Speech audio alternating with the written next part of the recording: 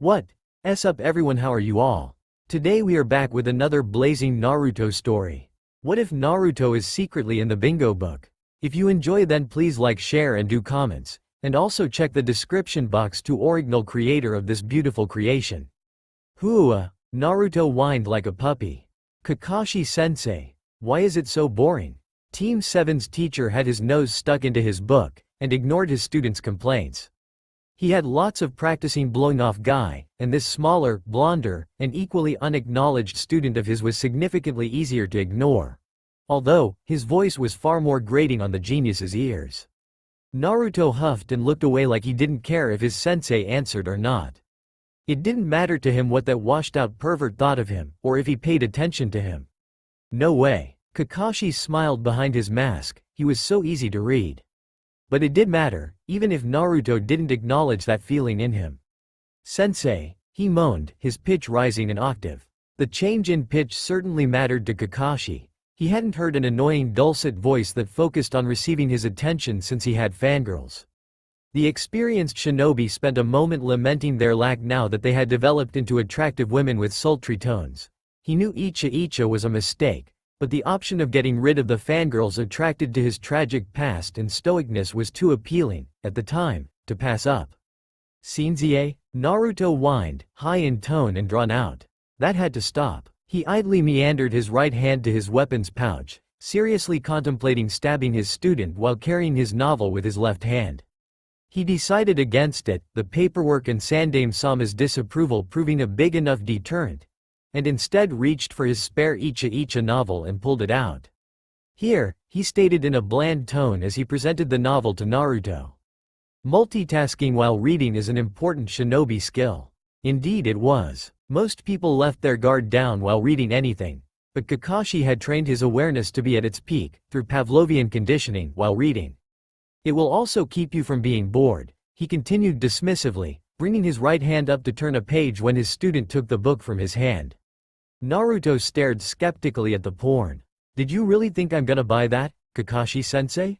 Naruto asked, rhetorically, since Kakashi had no intention of answering. This isn't an awesome jutsu. How will this help me be a better ninja? His desire to improve himself is the only positive thing about him. Kakashi mused, his thoughts tainted by hours of high-pitched whining. Sakura interjected with a snort of her own. Well, you might finally learn how to read, she trailed off. It made for a skeptic-sounding statement casting doubt on Naruto's desire to learn anything, especially reading.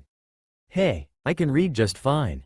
Naruto retorted hotly, indignation seeping through his being. Why do you have to be so mean, Sakura-chan? Thump. Cry of pain. Baka. Don't call me that. The kunoichi shouted, her face red and fist outstretched. The rest of Team 7 and their client didn't even break pace, so Naruto had to pick himself off the ground and catch up several seconds later. Why not? Naruto groused, his left hand rubbing the side of his head. It's not like Sasuke ever will. Kakashi winced at his student's grievous error, proving he was still paying attention. Fangirls and teenage girls in love were in a constant state of denial, and bringing any evidence to the contrary brought only pain. Cha! She shouted to compliment her brutal uppercut. Kakashi found himself complimenting her textbook form and surprising strength. The way Naruto lifted up the ground and did several involuntary backflips made him think that she might be worth teaching after all. The genius didn't miss the flash of respect in Sasuke's eyes after that punch. Apparently, like most shinobi, he was attracted to powerful women capable of beating the chakra out of him, but not actually getting harmed. So what do you say, Sasuke? Do you want to go? No, he refuted, the small flicker of respect draining away. Kakashi found himself winking, at the pink afterimage his female student made. After a brief panic attack, Sage Hiroishin, the silver-haired man just shrugged, dismissed it as a supernatural power of fangirls, and went back to reading. Naruto peeled himself off the dirt a second time, and caught up in short order just to see Sakura sulking. It's okay, Sakura-chan, he comforted by putting a hand on her shoulder. Even if you're violent, no one else loves you, and always have small boobs, I'll always love you, he declared. Kakashi blinked. He could have sworn Jiraiya spent no time around the blonde Jinchuriki, but maybe he was wrong? Chakra imprinting from while he was in Kushina's womb? Naruto? Sakura muttered quietly. Once more, Kakashi found himself impressed. Her killing intent was awfully impressive. What was it with Kunoichi that turned them into monsters once they were unfettered by the chains of society? Oh, wait, he just answered his own question. The lack of social pressure allowed them to show who they really were among people they trusted.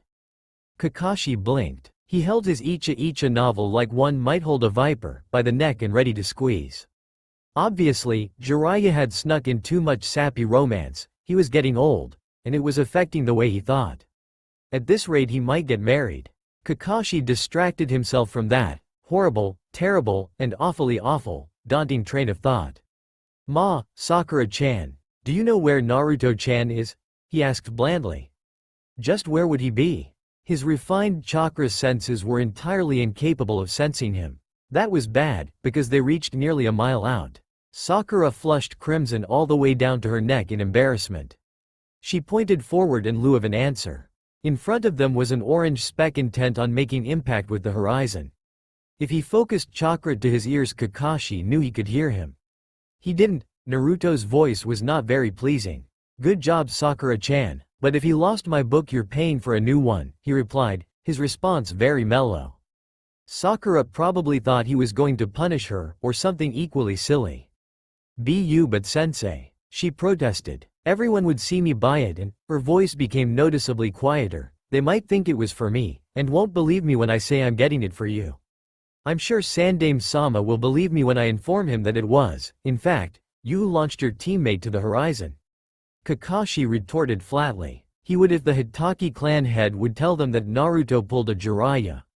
Sarutobi had the bad habit of thinking all Kunoichi were as scary as Tsunade. Sorry sensei, she muttered weakly. Kakashi blinked. He wasn't used to ninja with parents, and thusly were cowed by verbal rebuke. He even found himself supporting the idea of parenthood. Maybe if Minato-sensei and Kushina were still alive Naruto might shut up on command. Certainly not his own parenthood though. A tightly kept secret was that among Kakashi's 1,345 jutsu 42 of them were contraceptive ones. Because there was nothing more horrifying than a small, needy, and whining mutated piece of crusty sperm that he was legally obligated to support and care for.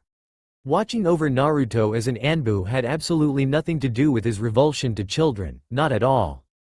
The experienced shinobi did notice Sasuke's massive blush after Sakura's last haymaker. Apparently, the ability to launch Naruto into the sky for justifiable purposes were attractive to more than just him. Sakura-chan, it's fine. You might even start a trend, he finished with an eye smile. Sensei, she retorted as she flushed red once again. He continued the eye smile. No one appreciated the effort it took to move just his lower eyelids, his two genin were just too cute. The third was just annoying, and he'd probably wind up as Hokage someday. He could see it now. Congratulations on finally becoming Hokage, Naruto-sama, he said with his eye smile. Kakashi was constantly looking for traps and mapped the best way to escape the Hokage's office. Thank you, sensei, Naruto smiled, the spitting image of Minato-sensei. Fuin, damn it, and Uzumaki paralysis jutsu. Not only was he trapped, but he was reminded of the angst he had to deal with when Naruto finally found out who his parents were. Sensei, you do know that you're the last Hitaki, right? Naruto asked, finally learning how to make rhetorical questions now that he was no longer an insufferable teenager. The Hitakis are the only clan down to one member you know? That was true, he mused. Sasuke and Sakura were destroying training grounds and screwing like rabbits in equal measure, and they had popped out 3 Helions he did his best to avoid. Kakashi sent a pleading look to the Anbu he knew was in the corner but couldn't see. There was a noticeable lack of response. Did his time as an Anbu captain mean nothing to them? Couldn't they have mercy on their old superior? Apparently he'd forgotten that he was a relentless, sadistic captain, and his old subordinates hated him. Have you heard of the CRA? Yes. No. No. No. No. No. No. No. No. No. He couldn't do this to him, his sensei. Kakashi struggled against the ceiling jutsu he was caught in. Fine, maybe he could. But he wouldn't. He was Naruto's beloved and trusted sensei, who was completely horrible to him, no matter how much he helped the ungrateful brat grow. Sage, why? So, I got a trio of triplets who volunteered. Were they hot? Wait, no. This wasn't happening. Never mind the impossible chance of having a foursome with triplets. And they all know the split in 3 jutsu. No, not that jutsu. Anything but that. The jutsu that guaranteed the chance of triplets. With 3 women that was. 9 children. 9. All of them screaming, squawking, whining, and calling him, Tu-san. And by the Hokage's decree you're no longer allowed to wear that mask. Have a nice retirement, sensei. Kakashi slumped as he was dragged away by 3 women as his mask was removed. At least they were hot. Sensei, sensei, Sakura shouted. Kakashi mentally brushed that disturbing vision from his head. He blamed the clarity on Obito's faulty eye. That must have been the reason why all the Uchiha went insane. Really, they should all thank Itachi. Oh, did you say something, Sakura-chan? Her scowl was horribly cute, and Kakashi didn't know how to feel about that. I said, what are we going to do about Naruto? Stab him to death so that impossible vision remained just so, impossible. Maybe just cut off both his legs. The Hokage couldn't be legless, could he? But with Naruto's luck he'd find Tsunade or some ridiculous way around that limitation. It was probably best to be safe to kill, and then cremate him. He usually wasn't bloodthirsty, but the idea of killing Naruto was very cathartic. A balm on his blackened soul. We'll wait and see if he makes it back, Kakashi replied flippantly. Gee, I hope you care about me more than that, sensei, she retorted darkly. It was his duty as her sensei to tease her, prey on her worst insecurities, and make her give off that adorable squawk of indignation. I'm sorry, what was your name again? Yup, that's the one. Like a baby chick denied its worm. Sensei. Out of the corner of his eye, Kakashi noticed the look of concern in Sasuke's eyes. That was cute. Despite not acknowledging Naruto, he still cared. If he was a more sentimental man he would have let out a tear to see his relationship with Guy repeated in the younger generation. But he wasn't sentimental, he was an experienced, jaded, and cynical shinobi. That meant he would have to tease him mercilessly instead. Nay, Sasuke-kun, are you worried about him or trying to unlock your Sharingan? Kakashi gave that comment his personal approval. It preyed on the inferiority complex Itachi gave him, and everyone else. Except Kakashi, and the heart he was actively trying to repress at Itachi's bidding. Honestly, Sasuke was just so silly. Listening to his older brother even after he killed their entire family? That was just weird. The advice he was following was even sillier. Your hate must equal mine, and all that nonsense. Well, nobody but him, Itachi's old captain, knew of Itachi's grand ambition. He wanted to be the stereotypical villain. That one overpowered villain who inspires greater fear than the Shinigami, the villain with ambiguous morals and purpose, and that one villain everyone can't help but love, and write fanfiction with the protagonist about. He had succeeded on all counts, Kakashi noted. Maybe he decided to be a bit greedy and play a double agent as well, with a side of suicidal self-repentance. Itachi was good enough to pull that off. As it was, he was probably having the time of his life munching on Pocky, whereas, Kakashi was babysitting his angsty younger brother and 2 other brats. Totally not fair. I'm just worried he'll have lost more brain cells, Sasuke muttered in reply. He spoke. For the first time this mission. Kakashi mentally patted himself on the back. He was making real progress. I'm sure we won't notice despite Sakura-chan's best attempts at knocking them out of him. Nay, Sakura-chan, do you think he's a piñata? Sakura blushed hotly, but to Kakashi's disappointment didn't let out any cute noises. Sasuke blushed as well, most likely to the mental image of Sakura knocking a trussed-up Naruto around a tree like a tetherball.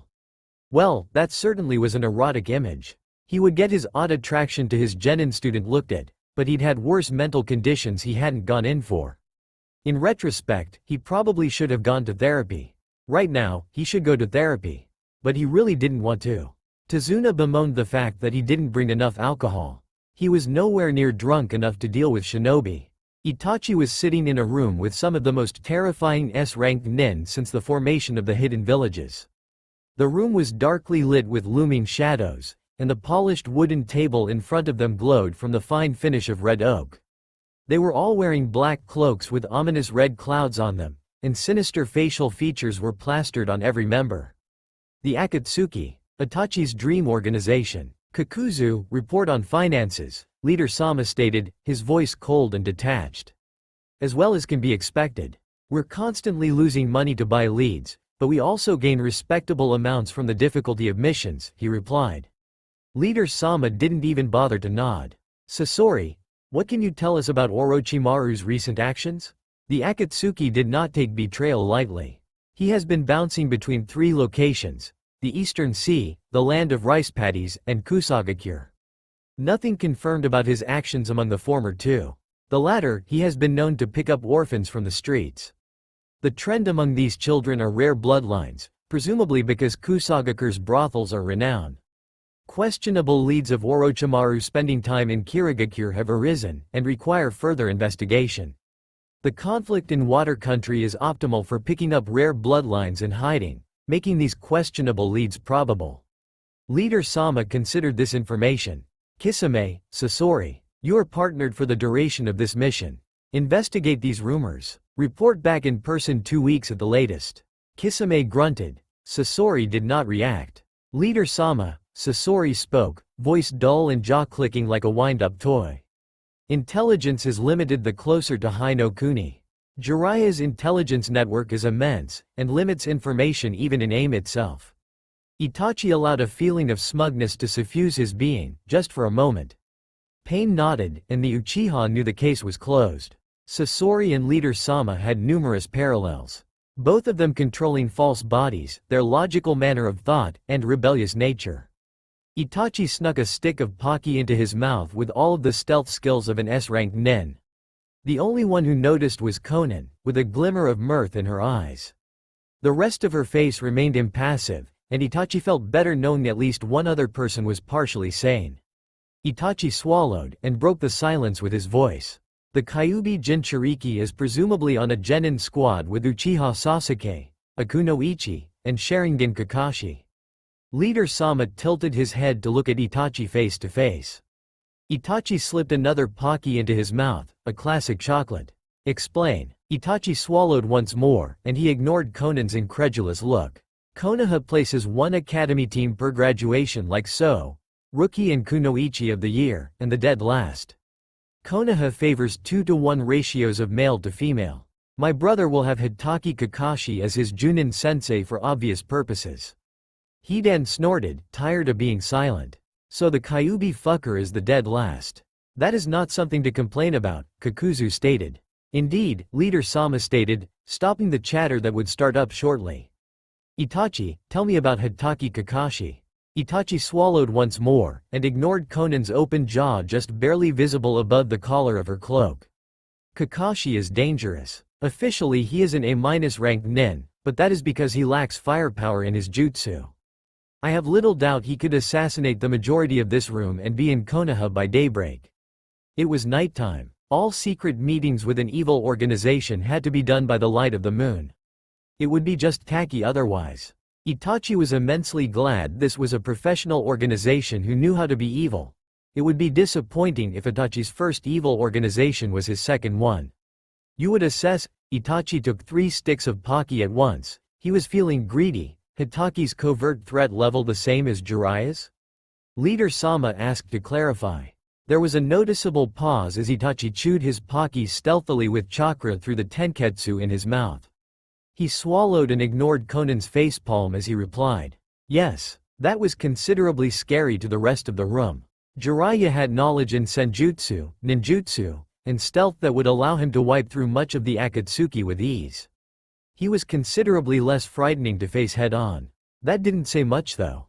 No one wanted to face him directly either. Deidara, Hidan, Kakuzu, Sasori. Eliminate Hitaki Kakashi and kidnap the Kyuubi Jinchuriki during their first out-of-village mission. Itachi, Kisame, Zetsu. You have been reassigned to investigate Kirigakure. The Akatsuki members retreated swiftly and silently, their objectively amazing cloaks swishing along the floor. Itachi remained seated. Konan met his eyes and sighed, her emotionless facade dropping. You are ridiculous, she stated factually. Itachi smiled his Bishonen smile at her, the bottom half of it concealed by his high collar. Perhaps he could seduce her, pry the darkest secrets of the organization out of her, and betray the Akatsuki. His level of villainy would rise at least 3 levels from such a masterful ploy. Conan blushed lightly, and Itachi's charming smile turned sinister. He could just imagine the camera slowly panning before the screen went black, leaving the watcher with eager anticipation. His Sharingan activated, painting the paper angel's flustered visage forever in his mind. Red eyes gleamed as they captured the light of the moon. "Ah," Kakashi thought as he rolled his shoulder. "This is nice." They had caught up to Naruto, who looked decidedly miffed. He sulked in a figurative corner, as much as their protection detail allowed. He was broody, had the expression of a kicked puppy, and was quiet. The lone Junin smiled behind his mask, and decided to do something nice for Sakura sometime later. Since then Naruto had picked up the Icha Icha book he'd received earlier and was reading it, stumbling over the uneven road occasionally. Kakashi had noticed Sakura wanted to bash the blonde Genin's head in for reading porn, but was too relieved that he had shut up and decided to leave him be. Sasuke looked mildly interested in an object that caused his female teammate that much rage. Kakashi didn't doubt that he'd find the Uchiha reading Icha Icha soon enough in order to inspire Sakura's hot fury. The last Hitaki could see his angsty student's simplistic line of thought easily. The orange book turns her into a superhuman monster rather than a fangirl. The starting of puberty, and the general oddness of shinobi in general, attracted him to the superhuman monster. "SS-sensei," Naruto shouted, sounding horribly scandalized. How can you read this?" Team 7's sensei was unperturbed. "You're blushing, aren't you? And walking funny." No, Naruto trailed off. He was incapable of making a lie that blatant. He then snapped the book shut instead of sputtering denials. The orange novel was hanging by the side of his thigh, put out of sight and mind. Kakashi didn't miss the way Naruto's arm twitched and eyes strayed towards the smut. "That's right Naruto," Sakura intruded smugly, "that book is nothing but trouble." Naruto looked like he wanted to defend the book, for no discernible reason besides being himself. Kakashi assumed it was that odd sense of false pride his student had. Perhaps some weird thought process connecting becoming the Hokage and never making a mistake? Naruto was weird. To everyone's surprise, Sasuke spoke up. "Are you sure? It's written by a legend." That was Sasuke's goal. To rile up Sakura into that fierce, fiery temper. If he was 13, Kakashi acknowledged he'd probably think Sakura's anger was attractive as well. As it was, her fury was cute. However, there was this odd sense that the other shoe would drop and the footprint it left would spell, Tsunade Mark II. "Sasuke!" Sakura screamed. "How?" A scream of inarticulate fury leapt out of the pink-haired girl's throat as her face flushed red with anger. Her crush on Sasuke was conflicting with her pride as a female, and the result was unnamed, all-consuming rage. Sasuke blushed. Naruto, oblivious to Sakura's plight, and a lot of other things too, interjected. "Wait, who wrote these books?" He was staring at the front cover, as his eyes traced the odd pen name Jiraiya used, the Gallant Toad. Kakashi reached into his book pouch once more and pulled out his bingo book. He flipped through the pages, fluttering through it to J, and stopped on the legendary shinobi. He handed the book to Naruto. Sakura abandoned her rage for the moment to peer over Naruto's left shoulder, while Sasuke loomed behind his right. Kakashi subtly pulled up his headband, because the moment was picturesque and their reactions would be hilarious. All of it the latter because the former meant he was getting attached to the brats. "Jiraiya, the Toad Sage," Naruto repeated, his face dumbfounded. "Whoa, sinker of cities," Sakura recited. "Destroyer of armies," Sasuke intoned. Kids were weird, Kakashi realized as his students fell into a pattern of repeating one line they'd read. "Student of Sandame Gigi?" Naruto said. "Survived against Salamander Hanzo?" Sakura asked. Sasuke didn't say anything, but flipped the pages forward to the S section. The page landed open on one of the most infamous shinobi in recent memory. "Whoa," they all repeated, even Sasuke, as one. Their reactions weren't all that surprising. Salamander Hanzo was impressive enough during the Second Shinobi War that aim was completely untouched, creating an odd space in the middle of the continent where no shinobi traveled. "Why didn't they tell us about this guy in the academy?" Naruto demanded. "I would have totally paid attention." Kakashi blinked, honestly shocked. "They didn't teach you about Salamander Hanzo?" He was a man so powerful that he'd shaped history by himself. The idea that he was left out of the academy curriculum was ludicrous, but apparently true. Wait, what? Naruto shouted. That Jiraiya guy barely survived with his two teammates helping? Were they losers or something? Shut up, Dobi. They were just as strong, Sasuke refuted quietly. Sakura nodded in agreement, her chin hitting Naruto's shoulder, as they walked along. She flipped the pages to the more convenient T section, and revealed the 2 pages on Tsunade. Sasuke blushed again, and Kakashi remembered that her picture in the bingo book had halfway destroyed clothes hanging off her shoulders, and an expression of abject fury contorted onto her face. Destroyed a mountain in a single punch, Sasuke stated, his voice weak and his cheeks going a shade darker. There was a moment of silence as Naruto and Sakura read the profile, and his third student ogled the picture of Tsunade. So who was the last guy? Naruto asked curiously. They paused to shuffle some pages about before revealing a creepy picture of Orochimaru. "Ew," Sakura and Naruto said together. Naruto quickly flipped the page and it showed some Chunin from Takigakure.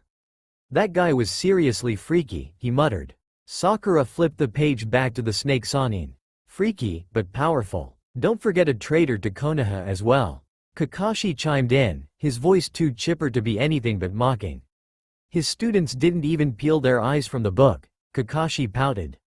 He ate someone? Naruto shouted loudly. They mutually decided to flip the page from Orochimaru, and Sasuke flipped the pages to the U section. There was just one page on himself. It read, Name: Uchiha Sasuke, the last, easily obtainable, Uchiha. Rank: D, Genin.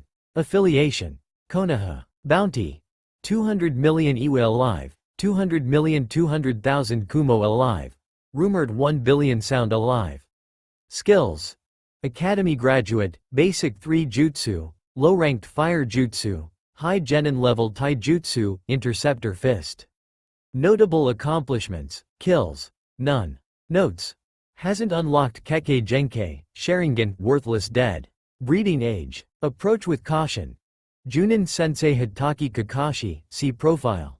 Wow, Naruto said. You're not worthless after all. Sasuke grimaced, but said nothing. Sensei? Sakura piped up. Do you know what Hidden Sound Village is? Kakashi shrugged as he pulled his forehead protector over Obito's eye once more. His genin might finally pay attention to him. There are only rumors. Mostly it seems to be a collection of people with Kekkei Genkai that have fled Kiri's bloodline purges, and their village is completely hidden if they exist.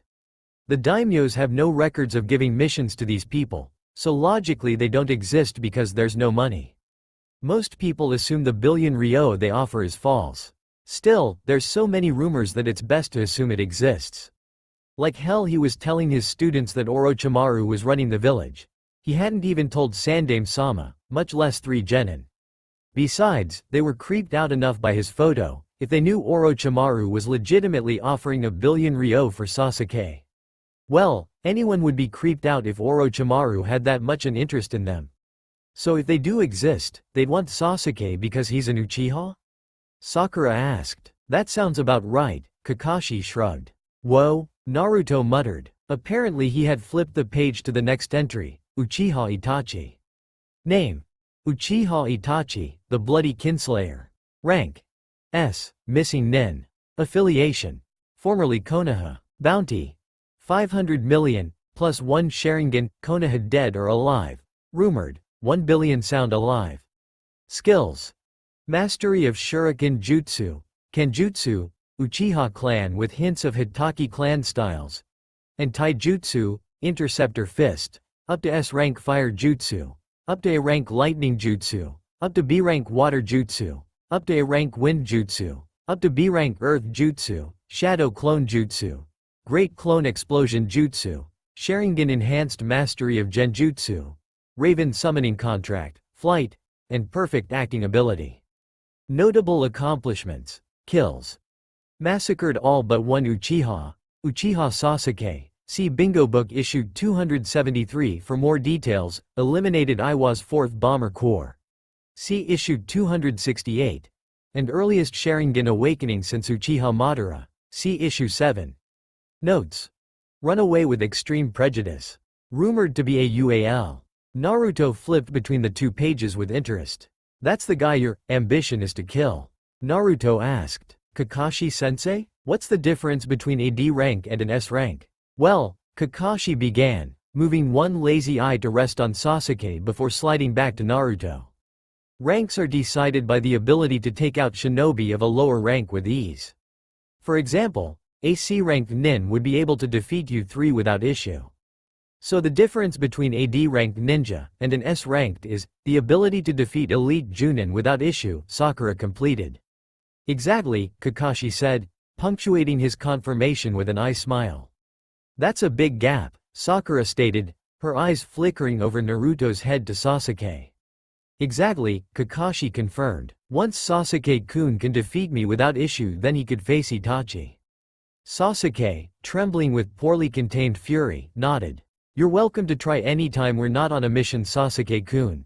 Kakashi placated, adding an eye smile for additional effect. The last, easily obtainable, Uchiha huffed, and looked away. Sensei? What does run away with extreme prejudice mean? He turned his eye smile on Naruto. It means that the people who wrote the bingo book have odd senses of humor. Naruto squinted at his sensei. You should really cover both eyes with the amount you keep it closed. Naruto's faceplant was completely coincidental, and was obviously the world compensating for his annoyance with pain. It was for that reason that Kakashi took no enjoyment in the way that Naruto scraped dirt off of his tongue. You know, he might be right, sensei, Sakura stated doubtfully, bracing herself for the strike she was certain would come. Did you say something? He retorted spitefully. Sasuke snorted before retreating into his shell once more. Tazuna was inspecting some mushrooms he'd found on the side of the road. He may be out of alcohol, but he might get lucky and find some hallucinogens. Kakashi cast some super powerful genjutsu and immediately proceeded to hide his chakra. The result was that he was visible only to his genin and the client, and the 2 people hiding in the puddle weren't aware of his presence. He wanted to see how his students were doing, and this seemed like a fairly good test. Normally 2 chunin versus 3 genin resulted in 3 dead genin, but his students were special. They might even be able to win, maybe. Doubtfully. It seemed that without a junin present, the 2 ninja abandoned the idea of an ambush, and slid up from the puddles slowly and dramatically. Chunin were always weird like that.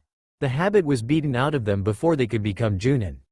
One of the weird-looking ninja looked at the other dismayed. Why is it we can never find some pretty woman, with lovely S, that doesn't look like a child?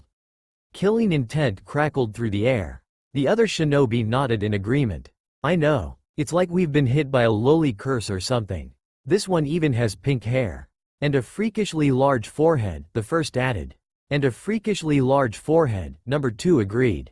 The killing intent was making it hard to breathe, even for Kakashi. The 2 missing Kiri nin ignored it somehow. Why is it that we can never find a woman with brains and S? It's always one or the other. Number 2 nodded sagely. All the same, it'd be nice if some of that forehead could go to her S. She'd look rather nice rather than hideous then. The killing intent that poured through the air like syrup suddenly seemed to affect the duo, as they froze. Kakashi facepalmed. Shanuru. There Sakura-chan, Kakashi said. There was someone hugging him, touching him, and making him act and feel paternal. He didn't know how to handle it. He was handling it poorly. He wanted her to stop touching, stop crying, and go back to the cute little Sakura he knew and teased. She mumbled something undecipherable into his chest, squeezed him tighter with her thin arms, and another series of sobs racked her body. Kakashi met Sasuke's eyes, and he molded the chakra within him to perform a quick substitution with the slightly curious Uchiha. He stopped abruptly. There was something in that onyx gaze which prevented him from going through with the idea. At least he hoped there was. Otherwise, that'd mean he wanted to comfort Sakura and act paternal. He thought as she squeezed tighter. Kakashi's logical side of his genius, unlike his emotional ignorance, presented a solution. Here, he offered, entangling Sakura's arms from his waist. I have something to show you. He bit his thumb, blurred through a couple hand seals, and slammed his hand on the ground. Summoning jutsu. A large, fluffy dog appeared. Kakashi redirected Sakura on top of the ninkin with a slight nudge, and she buried her face into the fur without hesitation. Her arms came to cling to the dog. Sakura looked like she wanted to try an odd variant of mutton busting, with some added trembling and tears. "I don't want to do this," the look in the Ninken's eyes said. "Too bad," Kakashi's retorted. He locked eyes with Sasuke, and without a crying kunoichi in his arms he could come up with brilliant, teasing schemes once again. The last Hitaki waggled his eyebrows and made some suggestive looks between the pink-haired girl and her crush.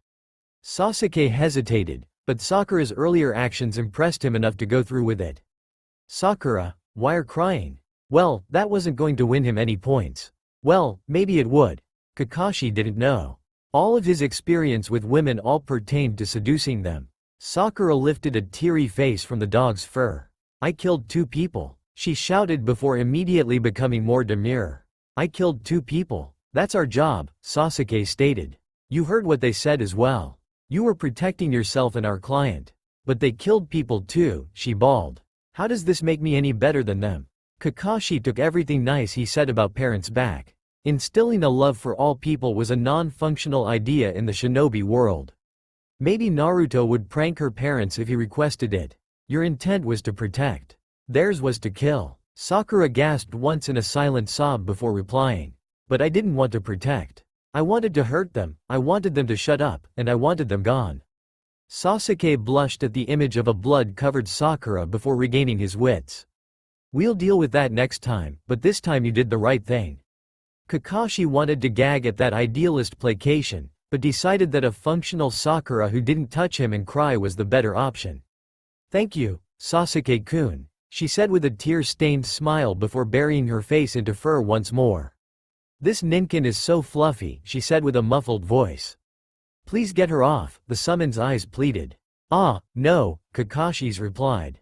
"Wait, how is Naruto still alive?" Sakura asked, her face dry after wiping it all off in fluffy fur.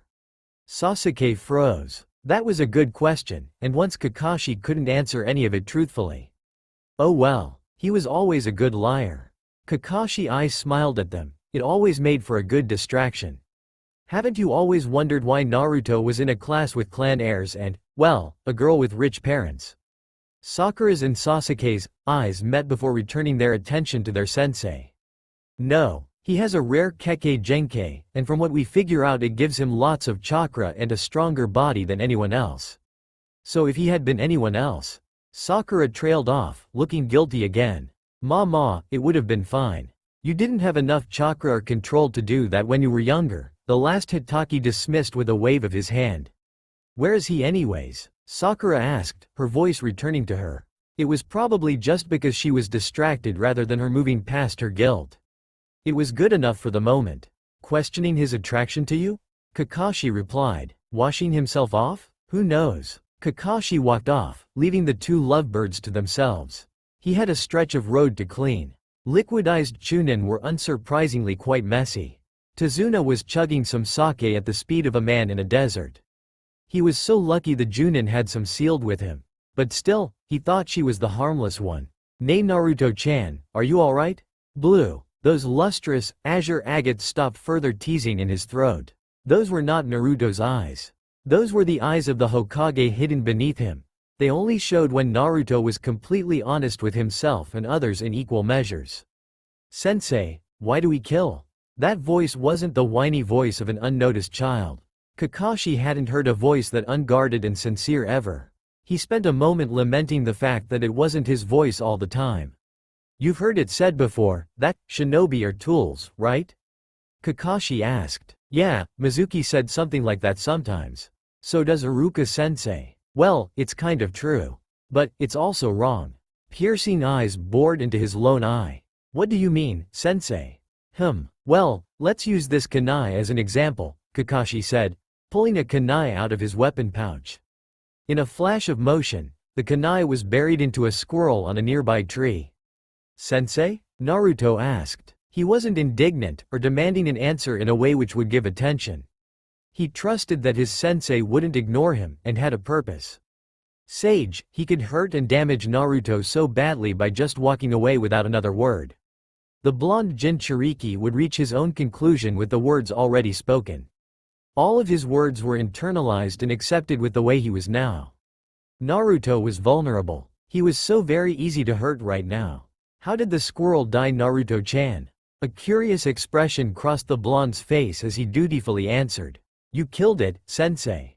But I didn't. The kunai killed it. But that's also true, sensei. Ah, he caught on. Neither of the answers were false. So both the tool and the person are killers, Kakashi summarized. Right. So what happened this afternoon then? Did Sakura kill the Chunin, or did her fist? Both, sensei, Naruto answered dutifully. But shinobi themselves are tools, so if Sakura and her fists are both tools, then who is the person? Kakashi asked. Tazuna? Naruto stated, his voice pensive. Now, I know this is difficult to imagine, but there are cities.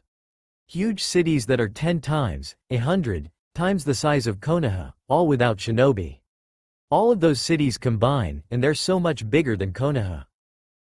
It's almost like Konoha would be the size of a kunai compared to the cities. You're saying Konoha is a tool? Naruto asked, not accusatory but simply curious. And those cities are the person. But why would those cities want a tool? Kakashi I smiled sadly, not that Naruto could decipher any emotion from his smile. The same reason a ninja would want a tool. To kill things? How predictable. Is that the only use of a kunai? He could see the gears turning inside of Naruto's head. To do things you couldn't do without one. What a perfect answer. That's right. To cut people, trees, fruit. Those are all things a kunai can do but a person can't. Now, let's use the last example. If you set a trap, did you kill them, or did the trap? Both, sensei. But, Kakashi began, his tone of voice suggesting that Naruto's mind would be blown. But what if you don't know if the trap went off? You can't see it, you can't hear it, and you didn't trigger the trap remotely. It's still both, sensei. He held up one finger, non-verbally stating that destroying his perception of reality hadn't started yet. But because you didn't see or feel it, it's much easier to tell yourself it was the trap, and not you. Naruto's eyes widened. Now tell me why Konoha is a tool that the other cities want, Kakashi finished. He could even see the flash of realization and brilliance in those blue eyes. They were like clear water, everything below the depths could be seen. They want to kill people, but they don't want to feel bad like Sakura-chan. And because killing other people makes them feel bad, they don't kill each other. In other words, because of ninja they have peace. Every person you kill means there's hundreds of other people who don't have to. That's not fair, sensei, Naruto declared in a small voice. He was probably realizing just how small he was in the world. Are you fair to a kunai? Naruto was silent for a moment. What's the Hokage? He asked. If the Hokage's duty is to serve Konoha, and Konoha is a tool. Kakashi trailed off. Answers were always more important when discovered rather than given. Even if the line between discovery and gift was blurred. The Hokage is the tool of a tool. Naruto realized, his voice small. Tool is such a negative, impersonal term. Hokage is a job, not a person. An important job, but just a job. And that's why shinobi are not tools. Our work as a shinobi is to be a tool, but the people themselves aren't tools. Oh, it's like weapon of the soul, Kakashi concluded. That was why Kakashi was a genius. He could conclude a serious conversation with a cool jutsu. A cool jutsu that would help him understand the metaphor. Genius. What's that, sensei? Naruto asked as he started bouncing. His eyes were brimming with excitement, but the openness was gone. Well, Sandaime-sama summons his boss summon. The Monkey King Enma. Gigi can use this awesome jutsu? What rank is it anyway? Naruto interjected. It's an S-rank jutsu. Kakashi stopped because he knew he was going to be cut off. Whoa, Kakashi smiled beneath his mask. What an excitable kid. So Enma is as good as an S-ranked ninja. Wait, you can summon things that awesome? Yes. And Weapon of the Soul takes S-ranked Enma, and S-ranked Sandaime-sama and turns them into one shinobi. No way, that's like a double S-ranked shinobi. Ah, that sounds about right. He was a good kid, if a bit annoying at times. You'd be proud of him, Minato-sensei. He'll be the Hokage someday. Anyone who has spent a month with him can tell, but for now. A staff that can grow arms and throw people around? Naruto shouted, bouncing with excitement. He's just a kid. Minato felt the odd urge to sneeze. Sneezing wasn't in the programming. Ah, now there is a second camera.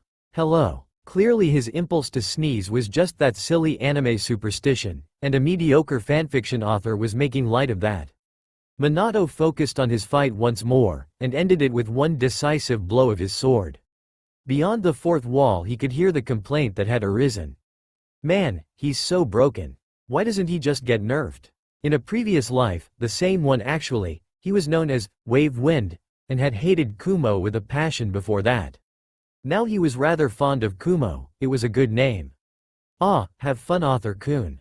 There was a mighty crash followed by an equally powerful burst of smoke. The dust kicked up by something immense landing spread out like a rain. It caved in when the winds buffeted a stone wall.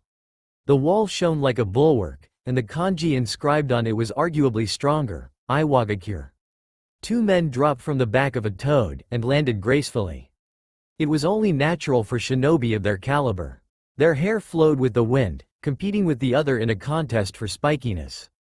Are you sure about this, Minato? Jiraiya asked. He was confident in his prowess as a ninja, but entering a hostile hidden village was too much for even him. Of course, sensei. We'll be fine, Minato replied confidently. Jiraiya shrugged helplessly. Minato did what Minato did.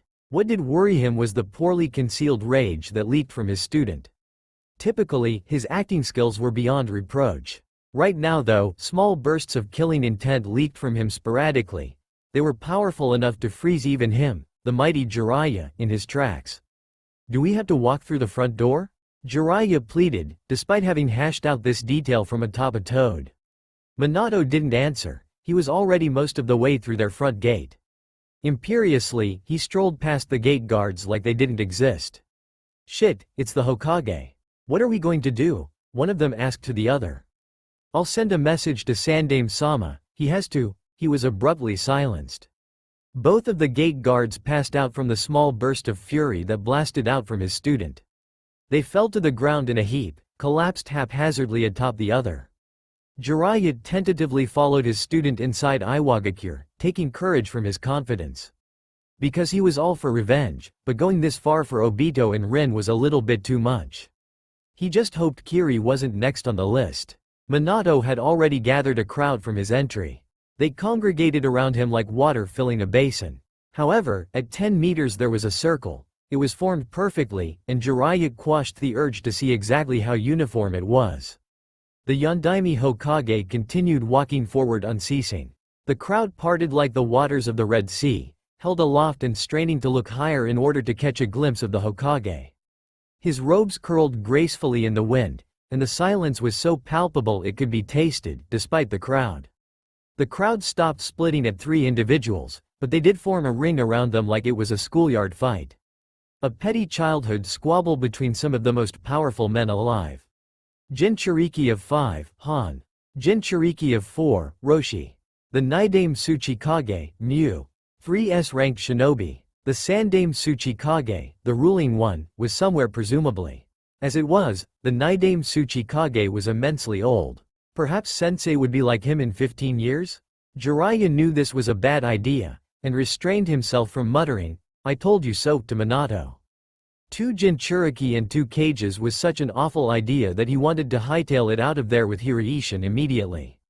Where is the Tsuchikage? Minato demanded without preamble. The Toad Sage wanted to leave, so immensely bad was this plan. Mu inclined his head respectfully. He is not available right now, Hokage-sama. He has given me leave to speak on his behalf. I have come for Iwagakure's unconditional surrender. There was a very heavy silence.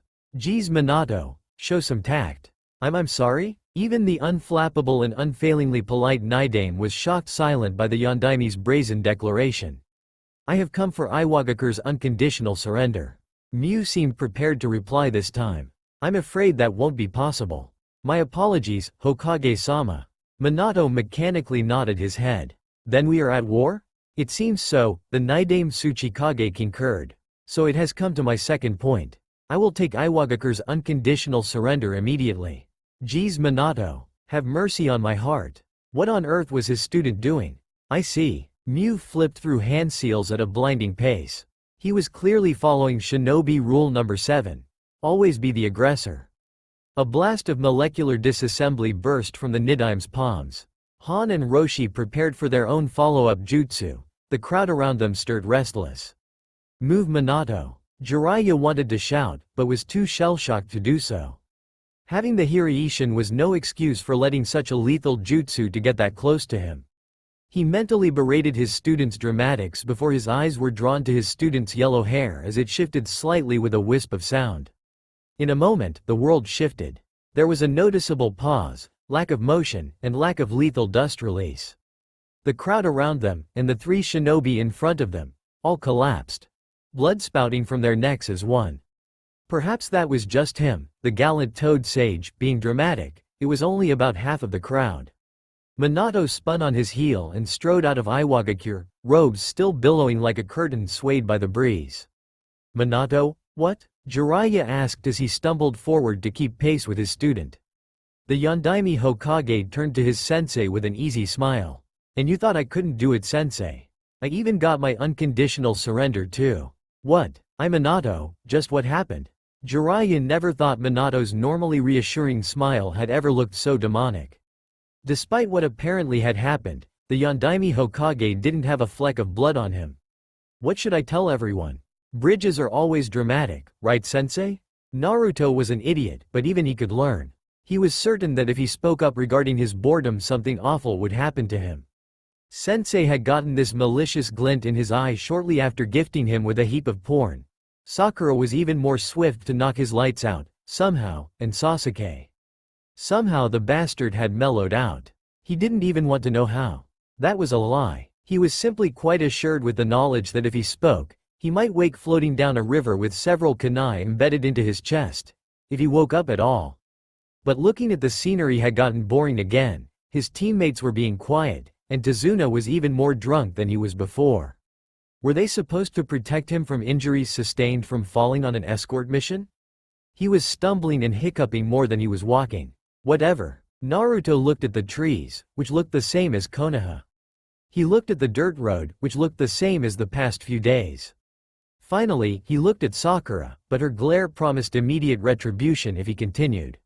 He stopped. The bastard was glaring at him. This time, he actually didn't want to know why. Arg! Naruto screamed in his head. Everything was so boring. It will also prevent you from being bored. Kakashi's dismissive words echoed in his head. Naruto glanced down at the Icha Icha novel he was still carrying. He didn't want to read porn like the washed-out pervert, but he was so bored. Well, it was written by a legendary shinobi. Maybe he left some tips? It's not like it could hurt. Naruto flipped open the porn and continued where he left off. In moments he was so engrossed that he missed Sakura's brief burst of killing intent. The blonde genin also missed Kakashi's proud eye smile and Sasuke's look of interest.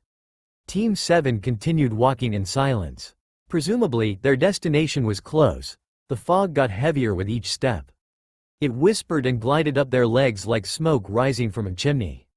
Naruto didn't even notice until the fog grew thick to the point where he couldn't read. He shook the slightly soggy book, hoping that the fog might be brushed away. The fog defiantly remained. "Sensei," he said in a whisper, "because that's what you did in fog." "I can't read my book anymore," Naruto complained. He couldn't see very well, but it looked like everyone else on his team ate something sour all at once. Naruto couldn't understand them at all. "We're close to Wave Country," Kakashi explained. "But you should know that mist is a common strategy from Kirigakure. There was going to be a ninja fight. That was fine, he'd be quiet. He might scare away the other shinobi with his awesomeness if he didn't hide it. How are we supposed to cross the water? That would suck. Well, I haven't taught you water walking. Perhaps there's a boat nearby? Yeah, we've got one lying around, just a moment." He wondered what techniques those Kiri guys might have. It was probably awesome water jutsu that summoned rain, flash floods, and tsunamis. So how would he beat those techniques? That old thing? Unless you can walk on water, this is all we've got. Actually, never mind. Fine. Naruto, get in the boat, someone whispered. He allowed himself to be herded, too engrossed in his imagination to do otherwise. Would Kakashi-sensei use some awesome jutsu to beat them? What jutsu did he use anyways? Damn it. He had the bingo book a while ago, he could have found out then. Damn it. Shush. We don't want to be discovered.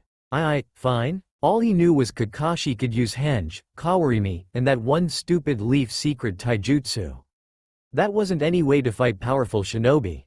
You dropped mountains on them, summoned stupidly powerful anthropomorphic summons, and called down meteors of fire like the sage did. You didn't stick your fingers up the other guy's butt, did you? Sensei? The mist is even thicker now. Get down. Wait. His awesome sense was tingling. Naruto leapt into the air, channeling as much chakra to his legs as possible. A massive, totally cool, sword flew underneath him, and embedded into a nearby tree, nearly cutting through the rather large trunk. There was a flash of movement from above him, as a massive raindrop came down from the heavens. It impacted his face on the way down and he came crashing to the ground. Peeling himself off the ground, he had practice. He was just in time to notice the raindrop hit the hilt of the sword. It exploded in a torrent of water, like a boulder being dropped into a lake. The water cleared to expose a man standing shirtless on the hilt of the sword. That was awesome. That was how shinobi were supposed to fight. Awesome entrances, flashy techniques, and cool poses. Whoa, he murmured reverently. It was also important to show appreciation for cool techniques. That was the entire point of having a genin team. Naruto knew if he had a genin team they were supposed to make appreciative noises after every cool jutsu. It was too bad Kakashi-sensei didn't show any cool jutsu. Momochi Zabuza, Kakashi stated, his tone grave. He quickly slid his makeshift eye patch upwards revealing a spinning red iris. Hitaki Kakashi, he intoned. Zabuza crouched and swung below his blade, removing it from the tree and hefting it over his shoulder in one flawless transition. It looks like you've been given a peanut gallery. Kakashi drew 2 kunai from his hip pouch, fanny pack, and held one in each hand. It's too bad only one knows how to act the part, he mused. You could always pull a Momochi Zabuza, the man suggested, hefting his sword into a ready position.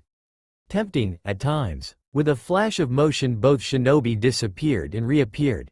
Kunai crossed into an X, with the cleaver pressed between them. The gigantic broadsword pressing down between the blades with superior leverage. They disappeared again. Naruto bemoaned his own sucky ninja skills, he couldn't keep track of them. Clashes of steel on steel, a bright sound much like a bell, were broken by the jagged sound of scraping and pulling. Occasionally, he could hear heavy impacts made on the dirt muffled by the mist. It was creepy. Combat in mist did not sound like a fight. It seemed like something immense was pressing down and stifling them. Turning his head to the right, he noticed Sasuke and Sakura listening with the same intensity he was. They stood stiff with beads of sweat trickling down their brows. Sometimes Kakashi and Zabuza paused, kunai and blade locked together in trees, ground, and this latest time the water. The Zanbatu's superior weight was slowly pushing the kunai down to Kakashi's neck, and much like arm wrestling it accelerated faster the closer it got to sensei. A drop of sweat slipped from the pervert. He immediately slipped into the water, and Zabuza stumbled with the sudden lack of resistance. Kakashi immediately popped up with a devastating kick to Momochi's chin, popping him into the air. His sensei immediately followed his opponent into the air, coming directly behind him at the apex of their flight. With a quick grip on the shoulders, a twist of motion, and a brutal axe kick, Zabuza was sent hurtling toward the ground. He landed with a heavy impact, kicking up dirt and small vegetation from the landing. The cloud of debris obscured what happened, but the dust slowly settled to reveal Momochi Zabuza standing. He wiped a small trickle of blood from his chin and chuckled. Ah, I haven't had a fight like this in ages. Kirigakure no Jutsu. The small tendrils of mist obscuring the ground spread upwards like a fire suddenly given gasoline. The fog rose up and grew thicker until Naruto struggled to breathe and couldn't see anything but the hazy white wisps of mist. He could see one mesmerizing, baleful red eye as it spun, twisted, and entranced. And then there was the silhouette of the heavy Zanbatu, looming like the Shinigami's shadow. The fight turned into clashes of steel, moving from behind him, above him, and in front of him. Naruto remained untouched, but the eerie sound of muffled metal meeting was enough to send a shiver down his spine. Could Sensei even save me if this Zabuza guy wanted me dead? Would Sensei even be able to save himself? The speed and direction of the clashes made the answer seem to be a resounding, no. The sound of steel clashing directly behind his neck made Naruto freeze. He felt the heat of something on the back of his calf, and could feel warm cloth rustling up and down his back like a spider hitching a ride. In another moment that feeling disappeared, leaving him wondering if it was all his imagination. The chilling sound of metal meeting itself at high speeds sent a chill down Naruto's spine. Now that he felt that warmth and brush against death's door, the ringing felt much more real, more frightening. It was no longer two awesome ninja having a fight, but a struggle between life and death. His sensei was fighting with one foot in the grave. Sensei could die, and then he would die. Was this what being a ninja really meant? The odd rhythm of pinging blades stopped abruptly, and, with the heavy mist swirling in his lungs, the silence was much more palpable. Zabuza laughed, and Naruto knew somewhere that dead bones were rattling as the people he killed all turned in their grave as one. That old Hyuga trick? And you almost got me without your vision. You're dangerous, Hitaki. A rustle of motion occurred. It was impossible to know what happened with the thick mist muffling all sound. There was the sound of a child jumping into a puddle, and then silence. The next moment the mist cleared. Kakashi-sensei was bound by tendrils of water slithering around him. Jellyfish tentacles with their trapped prey. You put up a good fight, Hitaki, Zabuza grinned, blood coating his teeth. Now it's just your genin left, and you know I eat those for breakfast. Kakashi-sensei glared. It's lunch. Momochi chortled darkly. That works too. Haku, disable them. A flash of steel flew through the air, and Naruto quickly dove and rolled up. A trio of senbon were scattered across the dirt where he was. A quick check of his surroundings showed Sasuke falling, 7 deadly needles littering his back. Sakura slumped to the ground, just 2 of the senbon embedded into her neck. I'm only standing because he aimed at Sasuke first, and then Sakura, otherwise it would be him, lying motionless on the ground. They weren't dead, right? Sasuke was too valuable. Even under stress it was difficult to admit that. It was just him. It looked like Zabuza had to stand next to the ever-shifting water prison that kept Kakashi-sensei contained, so his opponent was this, Haku.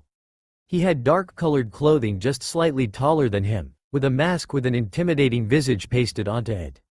It's just me, Naruto thought as he drew a kunai. Just as the enemy shinobi was about to cast another barrage of needles, he froze, scanning the area quickly. There was a small breeze, it was warm. That would be impossible unless something truly of titanic proportions was breathing down on them. Naruto heard faint voices and the feeling of overbearing amounts of chakra. Gravity seemed to increase every second, and he struggled to stay standing. No, don't, mission, he heard faintly. But, art, explosion, was what another voice replied. It was as if time stopped for a moment. Naruto acknowledged the shinobi who disabled his teammates, Momochi Zabuza standing with a look of slight confusion, his sensei with his Sharingan blocked by his eyelids, and his teammates resting on the ground lifelessly. The next moment, the lake was overturned. It was like a dormant volcano. The surface was calm 1 second, and the next there was an eruption that shook the heavens. A torrent of water, an actual tsunami, washed over them. It came down like an avalanche, a purge to wipe away life. It bared down on him. Everything went dark as the water blotted out the sun. Just as the water was about to impact him, its shadow looming like the Shinigami, he saw a flash of silver as he closed his eyes. The Jinchuriki felt like barfing. The sensation was immediate and felt like being gripped by the stomach and pulled a mile to the right in the fraction of a second. Naruto heaved as he opened his eyes to see that he wasn't crushed by the wall of water. "Nay Naruto-chan, are you alright?" Kakashi-sensei asked. But the water, that feeling of death, was not so easily dismissed from Naruto's mind. What happened? He asked as he breathed greedy gulps of air. He pulled himself onto his hands and knees as he panted into the earth. There was a pause, and Naruto was certain that his sensei was eye-smiling. He kinda wanted to see how that looked like with one Sharingan open. "I saved you, of course. Maybe if you had your eyes open you would have seen it." So, that feeling was him being whisked away? Naruto could believe it. His sensei moved at speeds too fast to follow in the fight with Zabuza, so saving him in a moment wasn't too far-fetched. Oh okay. Naruto regained his bearings and noticed his 2 unconscious teammates next to him. "Are they alive?" he asked desperately. "Yes," Kakashi-sensei replied flippantly. "Sasuke-kun is too valuable alive, and Sakura-chan was treated the same." Probably to pry out compliance from Sasuke-kun. His sensei turned his mismatched gaze onto him. You'll be fine on your own for a bit, right Naruto? He nodded, completely unsure. Why yeah, he lied. The one-eye smile was even weirder since there was one hypnotizing ruby eye still open. Well, someone sensed my party trick. I think I'm going to fight. I'll see if I can get an extra one for you, he promised. There was a moment when Kakashi was staring, proudly, at him, and the next he vanished. Kakashi-sensei is fast, Naruto observed. He turned his gaze onto the super-powered fighting miles away. Powerful explosions he could feel, massive jutsus that looked small, and this continuous stream of something shiny moving and glinting fluidly from one spot to the next. Trees were ripped apart, the earth was upended over and over again, and loud clashes of powerful jutsu meeting were heard over and over again. It was a shinobi fight at its coolest. Just an hour ago he would have felt electric vibration running down his spine at the idea of this awesome of a fight. Now he was just worried for Kakashi-sensei as he remembered that chilling sensation from earlier. Hey, it's the Kyuubi fucker, a voice to his side shouted. Naruto whirled to his right, and came up ready for a fight. The man who addressed him was tall, muscular, and carried a huge scythe. He had a black cloak with red clouds printed on it, and carried the presence of something nasty that Naruto wanted away from. It tickled at his senses like the foul smell of garbage and loathsome sight of dead flesh devoured by scavengers. Hanging from his scythe, impaled in 3 places, was Momochi Zabuza. The blades pointed out of his chest, and the weapon was clearly still dangerous. Senbon were being pushed out of him like some odd slot machine. The shinobi that had disabled his teammates was attacking the intimidating man, littering his body with senbon that were removed seconds later. The gray-haired man ignored Haku's attempts to kill him. With a burst of speed that should have been impossible with a huge scythe, plus 1 corpse, the man slashed at Naruto's right arm. A massive arm of ice had caught the tri-bladed weapon and stopped it in its path. The air was cold, as frost coated over the low mist sprinkling the air with shiny crystals. Arg, I'll deal with you next, asshole. The decidedly evil-looking man declared. He ripped the scythe out of the ice construct with enviable ease, but before he could Naruto experience an awful sense of vertigo that he associated with being spirited away. It didn't have that awful, miles in a second, feeling that Kakashi-sensei's had, but was still terrible. The sensation stopped in the middle of a forest, its appearance nearly the same as the one he'd just left. The mist was slightly thinner, but it still caressed his legs with a million small touches. That man, the masked ninja mused. He isn't fully human. You felt it too? Naruto asked. That terrible presence that loomed behind the man. Something foul that felt like maggots skittering up and down a rotting corpse. Haku nodded. I blew his torso apart, and it reformed seconds later. That's simply not human. That was why Naruto was quickly disillusioned with ninja battles. Blowing people's chests apart, and crazy people that could survive it. Arg, get back here assholes. The man felled a tree in between them and leapt over the stump, kicking the falling trunk out of his way. The amount of strength that must have taken was absurd. The tree landed just a few meters away from Naruto. What is he? The masked shinobi, partner, was more prepared for that and quickly sped through hand seals before slamming his hands on the ground. The villain's, that sounded right, furious approach was halted when a spine of ice twice the size of himself rose from the dirt with the speed of a striking snake. The gray-haired man was suspended a short distance from the ground with an oversized stalagmite of ice cleaving his body in 2, blood dripping down the sculpture like a snow cone with cherry flavoring. Naruto was about to see if he was dead when the villain twisted free and stepped off the icicle that cleaved his body in 2, his body miraculously intact. What? But he was split in 2? Naruto thought, fear seeping through his blood. Alright you fuckers, that actually hurt a bit, he ground out lowly. I'll spill your blood for my glorious Jashin-sama. He raised his scythe with the same shocking speed, and whirled it around to bisect them at the waist. Naruto's eyes met the Haku's mask. He felt that lilting sense of vertigo once more as he was whisked away, but this time he didn't even lose his balance. Naruto was quickly getting used to it. He spent a moment to calm down. The cultist had this presence that sent this icy feeling of unease through his veins. Frozen spikes of pain that increased with his panicking heart rate. All the same, he had the beginnings of a plan forming in his head. He just needed a little bit more information to see if it would work. "He's not very smart, is he?" Naruto asked. "No, but I'm bleeding and you have a presence. He can track us," he replied, immediately cottoning onto Naruto's thought process. Naruto internalized the information and finalized his plan. "I've got it." He readied himself and tapped into his well of chakra. Taju Kage Bunshin no Jutsu. 100 clones materialized from the heavy shadows of the forest, flickering from nothing and forming the smug smile of the Jinchuriki with a plan. "Henge!" Half of the clones shouted as they copied the image of the masked shinobi with a burst of smoke. I failed to see how. Haku stopped speaking when Naruto drew a kunai and nearly severed his hand from his wrist, blood dripping from his wrist and flowing freely onto his palm. The clones who still looked like Naruto all formed a line and tagged him out. Naruto's blood was spread over the palm of each clone that was formed. The line that looked like the masked shinobi were looking expectantly at him. "How clever," he murmured as he sliced his palm with a kunai made of ice. The clones quickly filed through as they paired off in groups of 2 to hide somewhere in the forest. The masked shinobi proceeded to bandage his palm with supplies from his hip pouch as Naruto watched his wound close over with a hint of red chakra lining the edge of the cut. "You are not a censor?" the shinobi asked, his voice sounding oddly feminine. Naruto had no clue how the ninja arrived at that conclusion, but it was true enough. "No," he confirmed. "Your clones will be discovered, but 50 pairs should buy us enough time to prepare. We can avoid him because I'm a decent censor." Naruto looked curiously at the masked ninja. "What's the plan?" There was a pause as Haku seemingly pondered the question, but the mask made it difficult to tell. "The only way to defeat him is to bury him. There is a suitable location along the coast." The masked ninja packed away his small medical supplies and started running at a swift pace, obviously expecting Naruto to follow. "Weirdo," Naruto muttered as he took to the trees. There was a reason Konoha shinobi did so whenever able.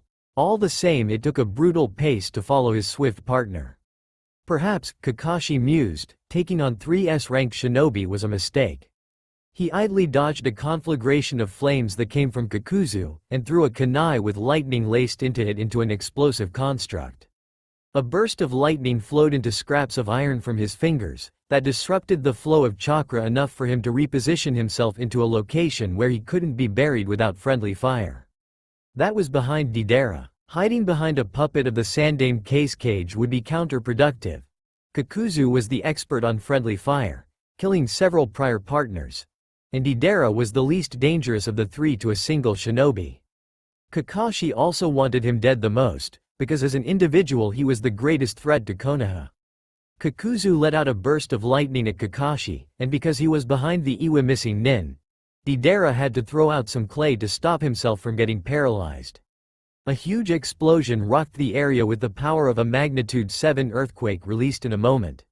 "I wish I could spam S-rank jutsu like that," Kakashi whined in his head.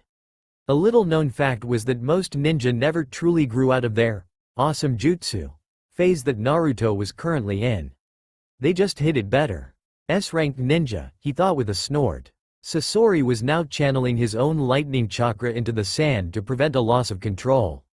Kakashi noticed Kakuzu preparing a wind jutsu, and Deidara was creating a bird construct. "No flight," he thought, his mental voice sounding like a parent who denied their child candy.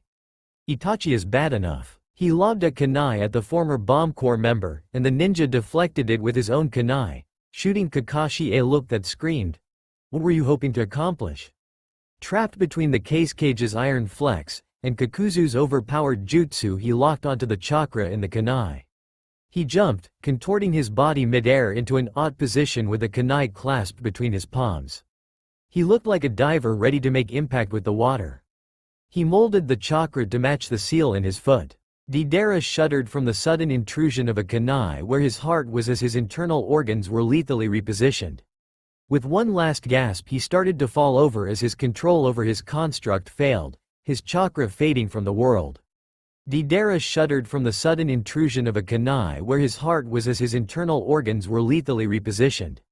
With one last gasp he started to fall over as his control over his construct failed, his chakra fading from the world. Damn, the Sharingan reacts with Hiraishin oddly, Kakashi thought as he detached his foot from the tri-pronged kunai. The iron, sand and wind jutsu clashing with the sound of a tornado tearing through glass. I thought I felt the Hiraishin. Kakuzu muttered to himself. But you're no Yondaime Hokage. The old mercenary's Janu heart spread out like a pentagon around Kakashi, as a blanket of iron descended from above and below. The odd kabuki masks attached to the shadows opened their mouths to reveal the colors of 4 elements.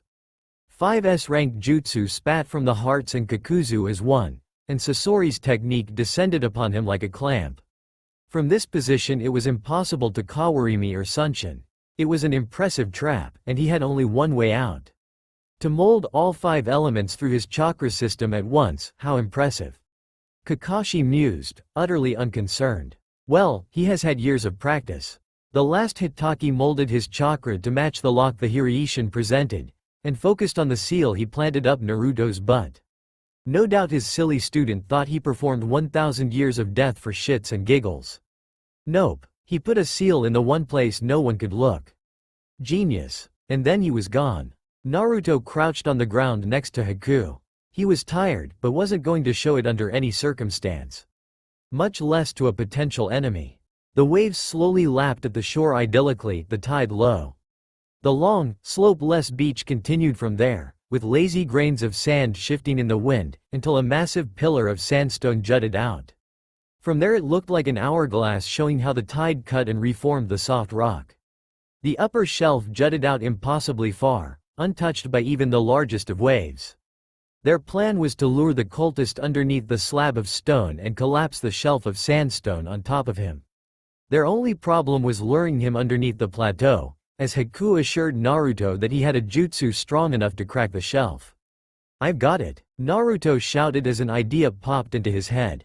Kage Bunshin no Jutsu. He had formed 3 clones instead of the 2 that he wanted, and clone in the middle side before dispelling himself.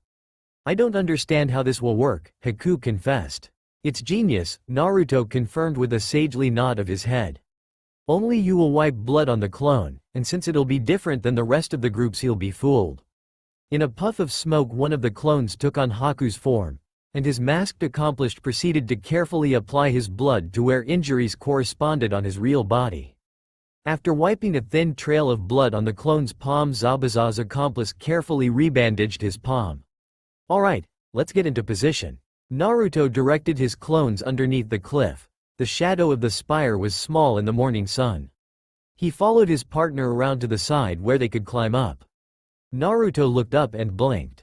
It looked like he would climb up while Haku walked straight up the face of sandstone. He scowled in jealousy as he proceeded to make a series of impossible jumps up to the top. Stupid cliffs, Naruto whined in his head as he pulled himself to the top. He really needed to learn how to walk up cliffs. Because he wasn't doing that ever again. Having to dig his fingers into the smallest groves of stone as his sandaled feet tried to find purchase in the smooth sheet of rock was unpleasant. There was also this bubbling sensation in his gut after each jump and repositioning of a limb that was unpleasant. It was unpleasant, right? Then why'd I want to do it again? Gah, he panted, feeling the need to voice his internal frustration. He was so confused. Pulling himself up in order to ignore his mental confusion, he moved next to Haku. The masked shinobi turned to face him for a moment before returning his attention back to the forest where the cultist was still rampaging. "You are rather impressive for a fresh genin," he complimented. Where was this guy getting all of this information about him? Did he have a sign on his back that gave off all of his vital information or something? Naruto stared skeptically at Haku's back. "Thanks." He stood there awkwardly for a moment before he felt the presence of something appear out of nowhere behind him. Naruto whirled around and looked for that sudden presence he felt, but it disappeared the very moment he felt it. Weirded out, and a little more wary than he was before, Naruto turned to face the forest. He waited with bated anticipation as his imagination presented images of the plateau they were standing on collapsing on top of the villain, burying his foul presence forever. "Arg," Naruto heard faintly as the cultist finally burst from the trees. "There you fuckers are, tempting me with those false bodies, you heathens. It will only make your sacrifices that much sweeter."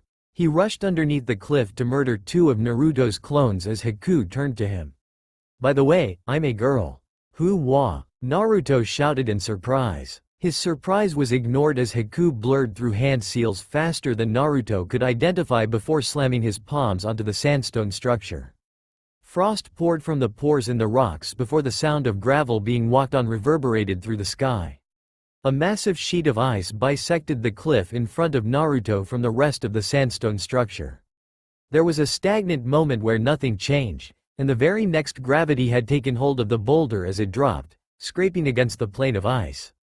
Naruto rushed towards the new precipice, separated from the air by a thin layer of ice. He stared at the gigantic slab of sandstone tumble down the cliff. The cultist appeared mid-air, conspicuously not underneath the boulder. No, this was bad. Naruto knew that he didn't stand a chance against the foul-ored man, and Haku had doubtlessly exhausted her chakra separating the shelf from the rest of the cliff. As if I'd fall for such an obvious trap. Surprise fuck. His gloating was cut off as he was batted underneath the stone once again.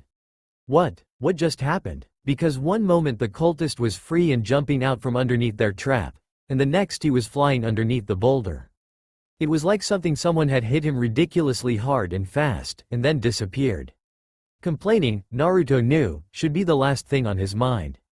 The slab of sandstone completed its journey to the beach below, and its momentum was halted as it impacted with the ground.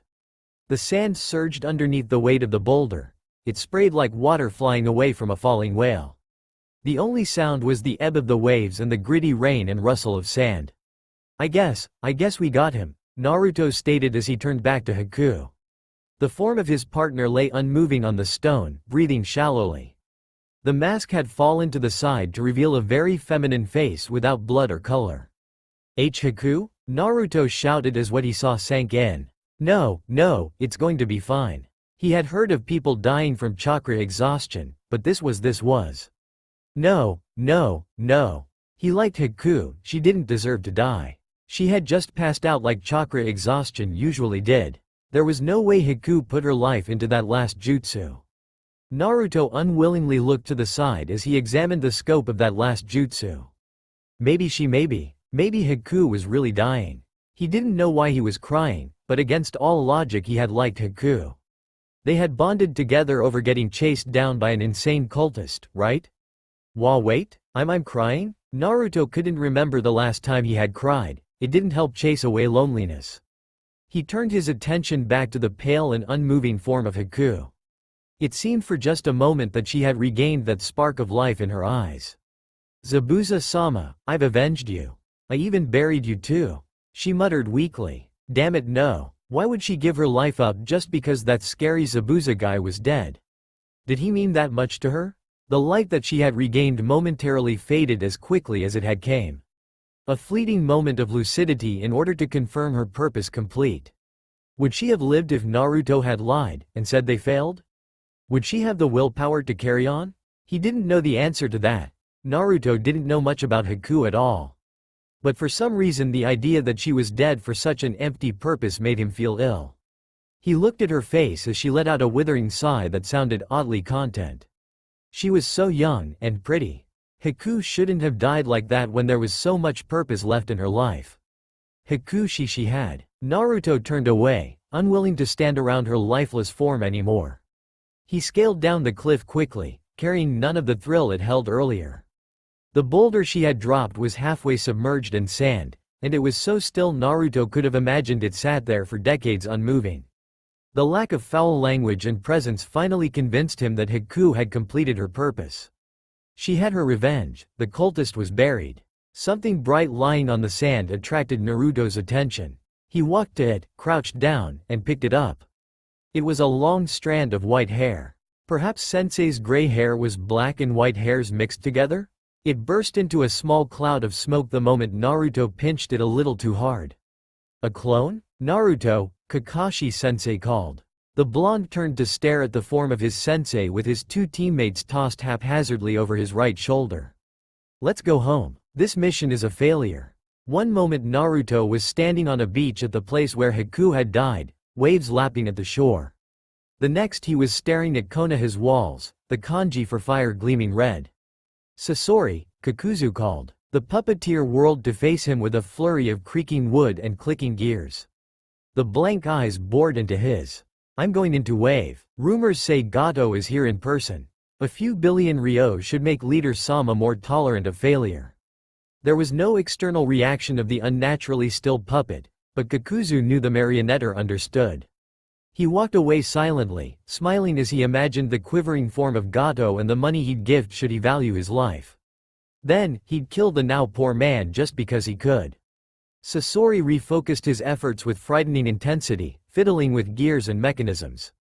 Tazuna slumped his head down at the bar as he finished the last line of his tale. Then there wash lots of fightin', and the only word I could think of was Maelstrom, so that is what I named day bridge. Every other man in the bar, just as drunk as Tazuna, raised their voices in a drunken cheer for such a great tale. The moral of the story: always have alcohol when shinobi are around. It turned into a fairly popular saying in short order. That's all for now. If you enjoy, then please like, share and do comments.